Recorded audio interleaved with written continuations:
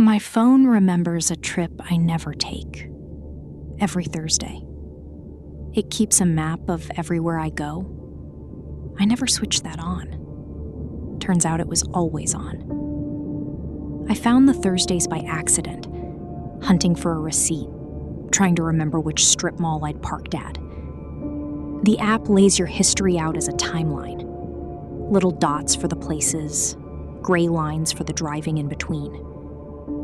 I scrolled back a few weeks. There was a Thursday with a trip I didn't recognize. 41 minutes. 9:50 to 10:31 at night.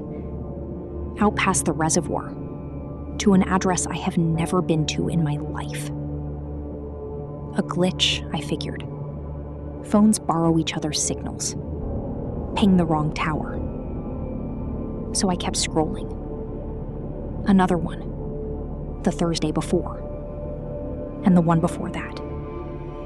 Same window. Same road out. Same address. Every Thursday for 4 months. The oldest one on the timeline is the week after my father's funeral. I want to be honest. My first feeling wasn't fear. It was the feeling of being caught. Like someone handed you a photograph of yourself doing something you'd swear you never did. And your first instinct isn't to doubt the photo, it's to wonder what else they have. So I drove out there. Daylight. Saturday. Sun high. I'm not stupid. The address is real. A small house. Well kept. Blue shutters. A wind chime made out of old spoons. There was a woman on the porch. Older. Maybe 70. When I got out of the car, she stood up and smiled at me like she'd been sitting there specifically to wait for me. She said, "You're early this week." I did not know her. I have never known her.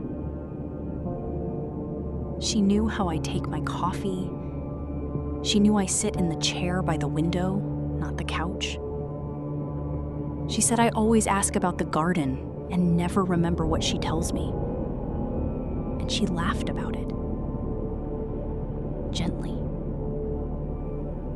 The way you laugh about a habit in someone you love. I asked her what I do here on Thursdays. She went quiet. Then she said, "Mostly you just sit with me." She said I come after she's fallen asleep.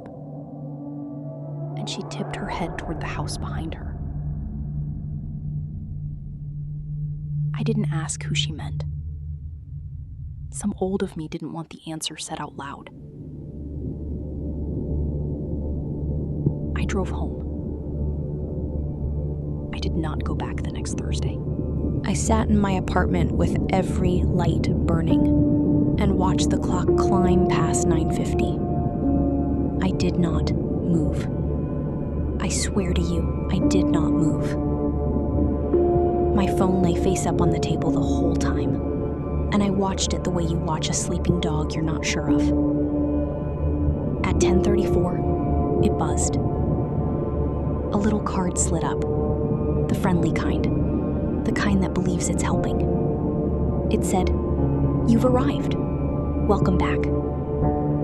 And under that, in gray, the way it always draws the trip home before you've driven it, the line was already there, curving back from her porch to my door.